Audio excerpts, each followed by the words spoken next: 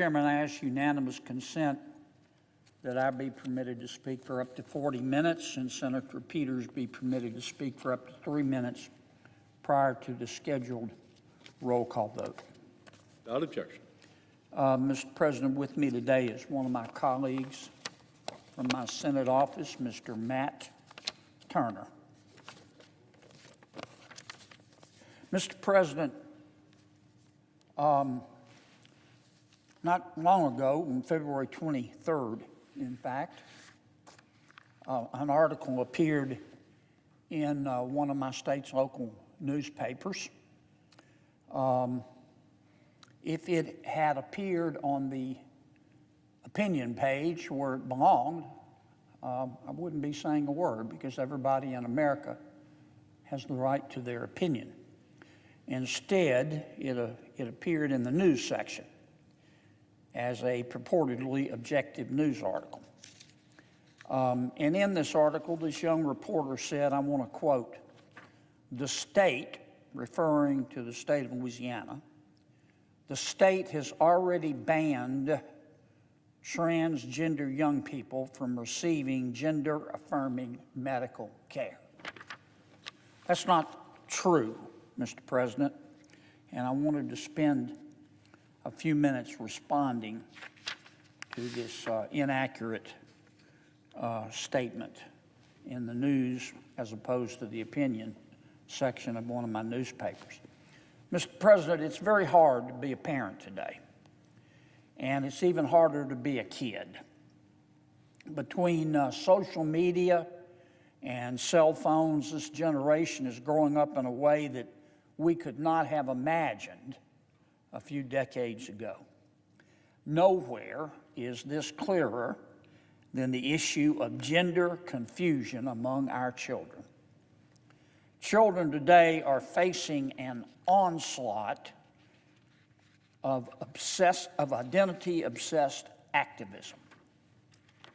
Well before a child learns the difference between adjectives and verbs, activists in many government schools are teaching their pre-K students lessons on transgender pronouns like Z and Zer. Public libraries are hosting drag queen story time for children of all ages. The American Federation of Teachers, one of our largest, if not the largest, national teachers union, actually runs a website, Mr. President, with a lesson on how teachers can help children hide their transgender status from their parents. I kid you not. TikTok essentially functions as a how-to transition guidebook. The issue of gender, Mr. President, has morphed from a topic that only involved the personal decisions of private adults into a movement that seeks to inject questions about gender and sexuality into every aspect of a child's life, with or without parental approval. In fact, parents who disagree with the notion that adults should be immersing young children in discussions about gender and sexuality fear being smeared as bigots. In more horrifying examples, parents risk losing custody of their children for refusing to adopt a particular, usually a pro-transgender ideology. Now, it's not new, Mr. President, for activists to target kids with their political rhetoric. Unfortunately, we see it every day in America. But the gender and sexuality agenda goes far beyond the usual policy disputes that we see on a regular basis here in Washington. We are talking about giving children irreversible medical treatments before they can even understand the consequences of those medical procedures. I want to be very clear here, Mr. President. 85% of the children who express some confusion about their gender, 85% of the kids who say they're confused about their gender will outgrow it by the time they finish as adolescence. Now, that's just a fact. We have no idea, unfortunately, which 8-year-olds are going to outgrow their gender confusion. But we know it'll be most of them, 85%. Yet some activists in this country, particularly at Planned Parenthood, want to put kids under the knife or pump them full of hormones before these minors have a chance to grasp the consequences. And it's happening throughout our country. Like with a frog in a pot, Mr. President, gender activists have gradually turned up the heat, and we've all seen it. Now, the United States is boiling over with some of the most radical pediatric gender policies on earth. On earth. To understand just how extreme these policies are, I need to discuss a few of these so-called treatments and how they're implemented today. Today, many activists believe that the only way to respond to a child with gender confusion is by affirming whatever the child says about his or her gender. Agree with the kids in all cases. Activists warn parents, we hear it all the time, not to question their child's gender proclamation. If a first-grade boy tells his parents he's a girl on a Tuesday, if a first-grade boy tells his parents on a Tuesday that he's a girl, these activists say parents are just supposed to agree with the child until the child changes his mind on a Thursday. Now, if you've ever raised a child, first, thank you.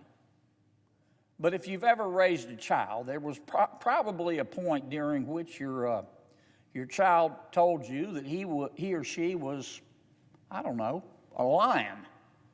And that child would belt out a roar just to prove it. But I'm guessing, just a wild guess, that if that happened to you with your child, you didn't call animal control and say, hit him with a stun gun and take him back to the zoo. Why? Because you knew he was a child. We can acknowledge that gender dysphoria is a real and difficult condition. Let me say that again. We can acknowledge that gender dysphoria is a real and difficult condition for a small subset of our population. And at the same time, we can understand that it is foolish and dangerous and like a rock, only dumber, to blindly affirm whatever a child tells you about their identity, gender or otherwise. If a 13-year-old kid tells you he's a NASCAR driver, you don't give him the keys to your sedan. He's a kid. She's a kid. Yet gender activists not only encourage parents, in all cases, without question, to affirm their children's gender confusion, they also pressure parents to subject those kids to life-altering surgeries and life-altering hormone treatments. Puberty blockers. Puberty blockers are often the starting point for these activists. Now, puberty blockers are hormone-based injections, and sometimes they're implants. They're given to kids in our country today as young as 8 years old. And the purpose of a puberty blocker is to delay the onset of puberty. These drugs can prevent breast development and menstruation in kids, in girls. They can cause prevent genital growth in boys. They can also inflict lasting damage on a child's bone density. They can stunt bone growth, and they can harm future fertility. Those are all medically proven facts. The hormones used in puberty blockers are known as, let me say this carefully, gonadotropin-releasing hormone analogs. gonadotropin-releasing hormone analogs. That's the medical term. These are also the same hormones used to chemically castrate sex offenders. These are the same hormones. These hormones that some doctors are giving our kids are the same hormones used to chemically castrate sex offenders. I didn't misspeak there. They give confused kids drugs designed to castrate adults. Now, the FDA hasn't approved the use of puberty blockers to treat gender dysphoria, but nonetheless, some doctors have been prescribing these hormones off-label to kids. In some parts of the country, children don't even need a formal psychiatric diagnosis of gender dysphoria before receiving puberty blockers. According to one estimate, from 2017 to 2021, the number of children prescribed puberty blockers, chemical castration for boys, increased by 120%. At least 4,700 children underwent the treatments during that period. Now, most states, Mr. President, as you know, require parental consent before they give children the same drug they use to castrate pedophiles. But not all states. For example, in Oregon, children as young as 15 years old can receive Medicaid-funded, taxpayer-funded puberty blockers and sex change surgery without ever asking their parents, without ever telling their parents. In other words, taxpayers help the state fund gender transitions in children while keeping it a secret from their mothers and their fathers. And that same 15-year-old likely needs a signed permission slip to go on a field trip to pet llamas at the local zoo. But these kids can pump themselves full of life-altering hormones without mentioning it to mom or dad. If the child has already begun puberty, the next option that some radicals recommend is what they call cross-sex hormones. Cross-sex hormones. These drugs begin physically changing the child to resemble the opposite gender. Young girls are given testosterone. This increases their muscle development. The testosterone lowers their voices. It broadens their jawlines, and it creates coarse body hair. Young boys take estrogen. They're given estrogen.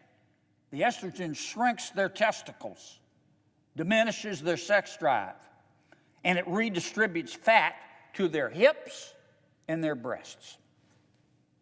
According to the Mayo Clinic, these changes usually cannot be undone. They're permanent.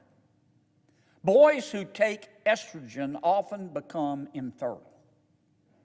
They also risk blood clots, heart problems, and strokes. Girls who take testosterone also often become infertile. Cross-sex hormones can permanently hinder a person's sexual interest or function as well. It is undeniable that the decision to use cross-sex hormones can change a child's entire life. Yet Planned Parenthood offers cross-sex hormones to children as young as 16. Planned Parenthood even brags that individuals can begin cross-sex hormone treatment. I'm quoting. This is what Planned Parenthood says. The same day as your first visit. No letter from a mental health provider is required. Come on down and get the drug. Children can begin taking cross-sex hormones at age 13. 13-year-olds can't even drive, for God's sakes. They can't get a tattoo. They can't see an R-rated movie. Are we supposed to believe that a 13-year-old can make an informed decision about whether he or she wants to have children? Or whether he or she should risk their ability to function sexually with their future spouse? No child is mature enough to make that decision. So no child should be able to opt into cross-sex hormones. The surgeries that activists are pushing on our children are even more disturbing. The World Professional Association for Transgender Health, this is a group known for its support of pediatric transgender policies, has said that girls as young as 15 should be able to get double mastectomies to remove their breasts. By age 17, this group that purportedly cares about kids says that boys should be allowed to receive vaginoplasties. In a vaginoplasty, surgeons remove a boy's penis, they remove the child's testicles, and they remove the child's scrotum. Then, the boy's remaining genital tissue is stitched together to create something that mimics a vaginal canal. If the boy doesn't have enough spare tissue to complete the procedure, the doctor may slice a skin graft from his abdomen or his thigh. In other words, the doctor cuts up healthy skin, leaving significant scarring, just to finish the vaginoplasty. Some boys never regain sensation in their reconstructed genital area. Now, these medical extremists also offer a similar procedure to young girls. It's called a phalloplasty. During a phalloplasty, doctors carve off skin and veins, often from a young girl's wrist and thigh, to create a fake penis. The surgery is very complex. It's very risky. It often results in serious complications. Complications, frankly, so disturbing that they'll make you go weak in the knees. Because complications during phalloplasty happen so frequently, even the radical World Professional Association for Transgender Health does not recommend phalloplasty in girls under 18. But some states allow it. Some states allow it. These procedures mutilate and they sterilize America's sons and daughters. Doctors cut out healthy organs to build a pile of flesh that may never regain full sensation or function properly, and it is barbaric. No child has the psychological maturity. No child has the emotional maturity to make this life-altering decision. Now, one would think that if adults are willing to chop up a child's body and pump him or her full of sterilizing hormones, there must be a good reason for it. If you ask many gender activists, they'll tell you that gender confusion is a matter of life or death. Now, to be clear, there are higher suicide rates among people who identify as transgender, higher than among the general population. Gender activists know this, and they misuse those statistics. That's why they often ask parents who are worried about the extreme gender treatments. They'll say to a parent, "Would you rather have a dead son or a live daughter?" Have you heard that? It scares parents half to death, and that's on purpose. What you won't hear these gender activists ask is whether these extreme measures actually improve a child's mental health. They don't ask that question because they don't like the answer. They know the answer, but they don't like it. Studies show that cross-sex hormones and reassignment surgeries have little to no effect on the long-term mental health of folks with gender dysphoria. A study was published in the American Journal of Psychiatry.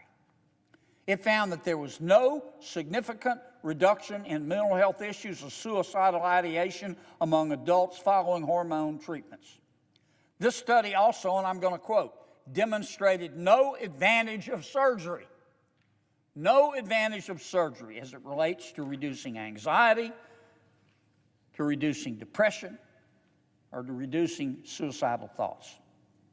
no advantage to the supposedly life-saving cross-sex treatments. Activists are mutilating and sterilizing children, and they don't even have a good reason for it. Still, thousands of children in the United States are receiving these treatments. A report from Reuters found that at least 4,700 American children took puberty blockers from 2017 to 2021. More than 14,700 children took cross-sex hormones from 2019 to 2021. Nearly 800 girls received double mastectomies. And that only includes the girls whose insurance covered the procedure. And I'm worried this is only the tip of the iceberg.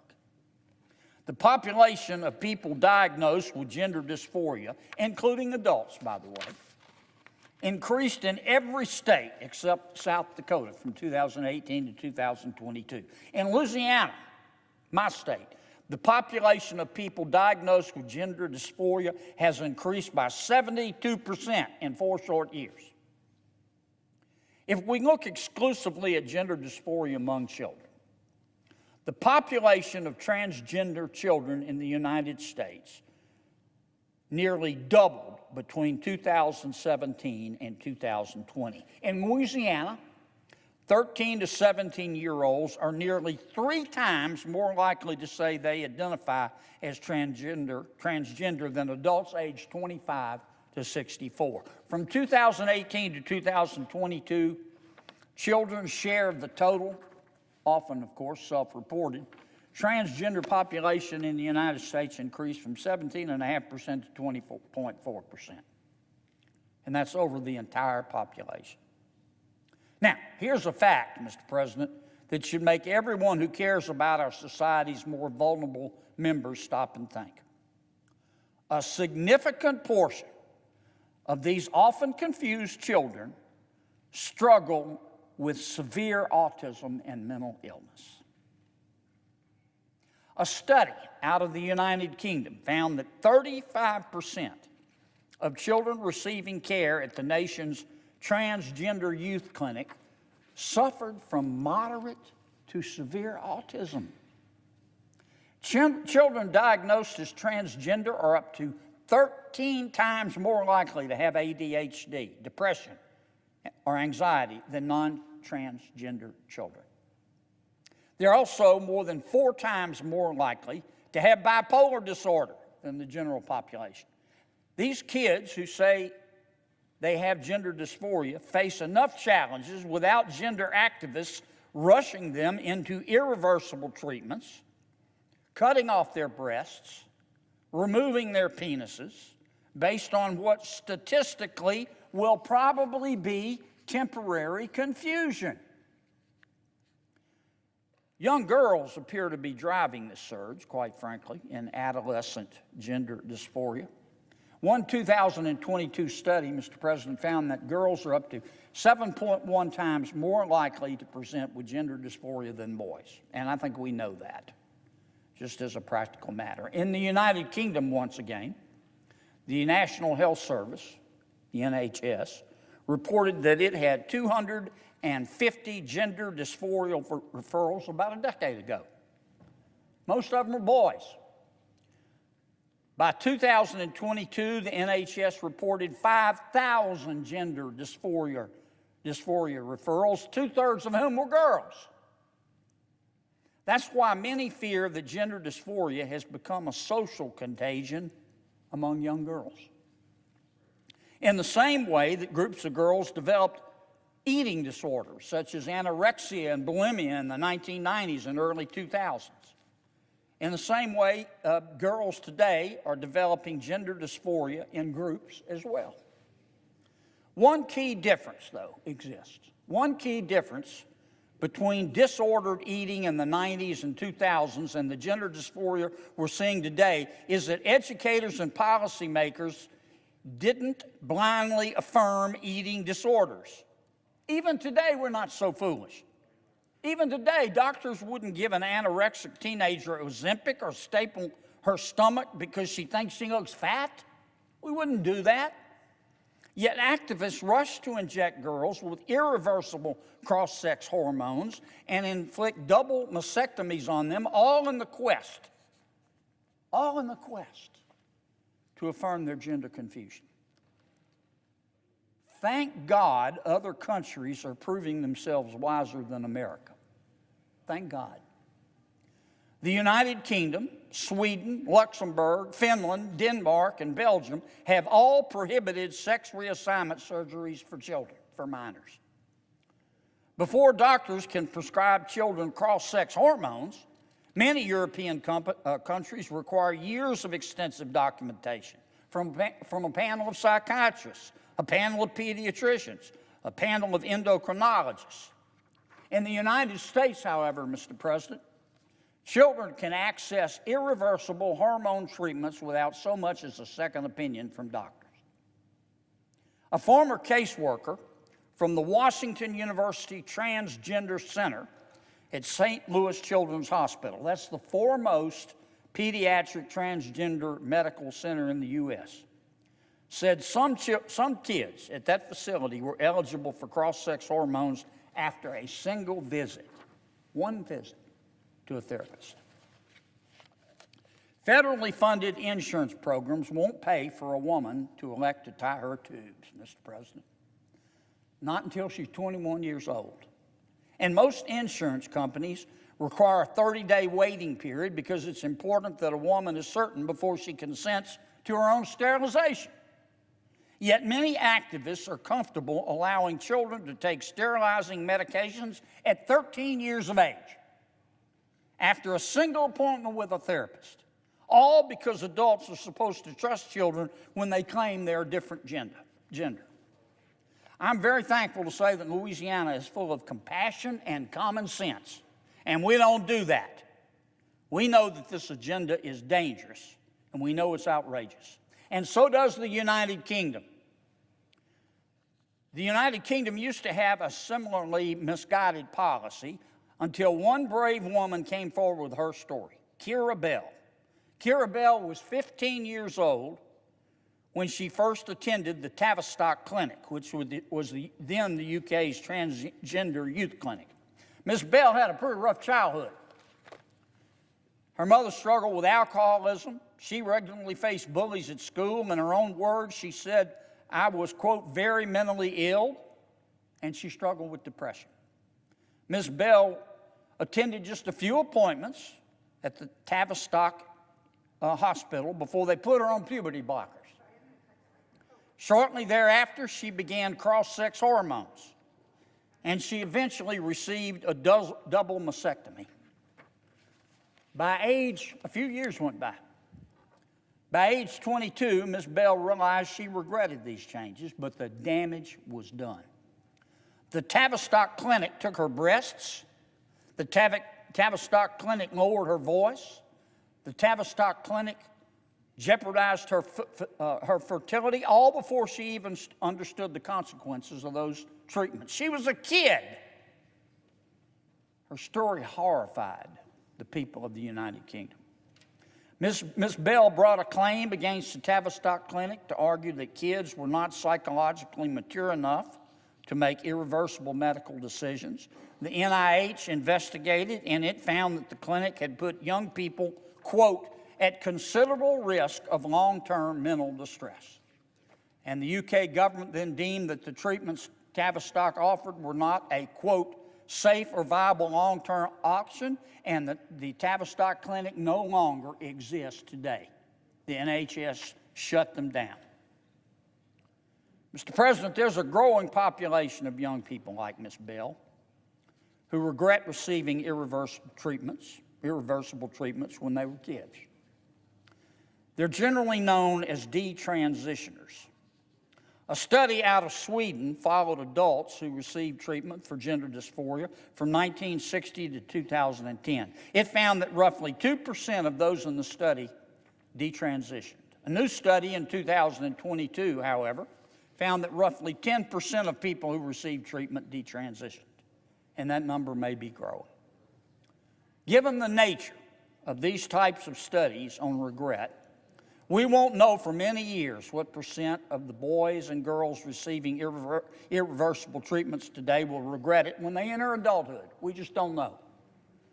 But if the 10% figure holds, gender activists will have wrongfully mutilated or sterilized more than 1,500 American children between 2017 and 2021 alone. And there's a good reason to believe, Mr. President, that the rate of detransitioning will be much higher than current studies indicate. Because the majority of children who present with gender dysphoria at a young age outgrow it. 85% outgrow it. A 2017 study published in the Journal of Clinical Endocrinology and Metabolism found that 85% of children with gender dysphoria outgrew it during adolescence. And you know what, Mr. President? This figure is only surprising if you've never met a kid. Children change their minds often. Duh. One week they're obsessed with dolphins, the next week they love race cars. A kid can morph from the sweetest boy you've ever seen into a honey badger within the course of one Sunday morning church service, and we've all had that experience, and that's normal. Kids don't typically have a mature sense of self or impulse control, and that's why God gave them parents. But today, Mr. President, if a little girl has a week where she thinks she's a boy because she hates wearing dresses and loves to climb trees with her brothers, some activists think we ought to pump her full of puberty blockers that destroy her bone health so she feels, quote, affirmed in her decision to play cops and robbers with the boys. Secretary Hillary Clinton once famously said it takes a village to raise a child. What she meant was it takes the federal government to raise a child. No, it doesn't. Kids need parents to succeed, and parents have the right to raise their children according to their values. Parents are here to protect kids from danger, from the kid's own immaturity, and from misguided government agents. And contrary to what these activists say, there are some sane ways to treat children who struggle with gender confusion. Many doctors in Europe and the United States recognize that permanently maiming and chemically castrating confused children is bone deep, down to the marrow, stupid. That's why many physicians have adopted the practice of watchful waiting. That's a treatment plan we offer it in Louisiana, whereby doctors and psychologists wait to implement any medical treatment to children with gender dysphoria while watching to ensure that they have all the responsible mental health support that they need. As I mentioned earlier, 85%, Mr. President, of children will outgrow their dysphoria during puberty. Watchful waiting ensures that the child is well supported and protected from irreversible physical and psychological damage. Some activists, though, Mr. President, don't want to let doctors wait, and a lot of those activists work in the Biden administration. In 2021, the Biden administration announced that it would start requiring doctors to issue hormone treatments or surgeries to transgender individuals, even if such procedures run contrary to the doctor's medical judgment or religious beliefs.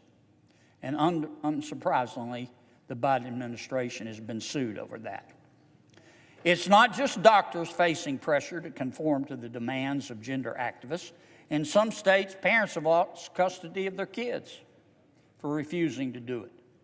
Schools have fired counselors simply for wanting parents to be told about their kids' gender transition. I am terrified that our country is mass producing a generation of mutilated and sterilized young people because policymakers in our schools and our cities and our state capitals in Washington are too afraid to stand up and say enough. And that's why, in conclusion, Mr. President, I am so proud of the Louisiana State Legislature. Louisiana State Legislature passed HB 648. HB 648 protects Louisiana's children and supports their parents. HB 648 makes it illegal to use puberty blockers, cross-sex hormones, and surgery on children under the age of 18. Period. Full stop. It wasn't easy to get this bill passed. Our lawmakers face strong opposition from gender activists, and our former governor, Governor John Bel Edwards, vetoed the bill. But in Louisiana, we will run into hell and back to keep our kids safe. And that's why Senate and House members, Democrats and Republicans in the Louisiana legislature overrode the governor's veto. They said no. Children are children. Congress, Mr. President, should follow the leadership of the Louisiana legislature and so many European governments to ensure that parents, not activists, have the power to make medical and moral decisions for their children. And that's why I'm helping to lead the Families' Rights and Responsibilities Act, which would do that. This bill would require the federal government to pass the strict scrutiny test. That's the Supreme Court's toughest level of review before it could infringe upon a parent's right. Nothing disturbs me, Mr. President, more than the notion that a child's upbringing should be determined by some bureaucrat rather than the child's parents, especially when those bureaucrats use the power of the government to maim children. It makes me want to throw up. It makes me want to reach for the sick bucket. Congress must do more to protect parents and their kids from the zealots of the transgender movement and from newspaper reporters who inaccurately report the news. Mr. President, I yield to my colleague, Senator Peters.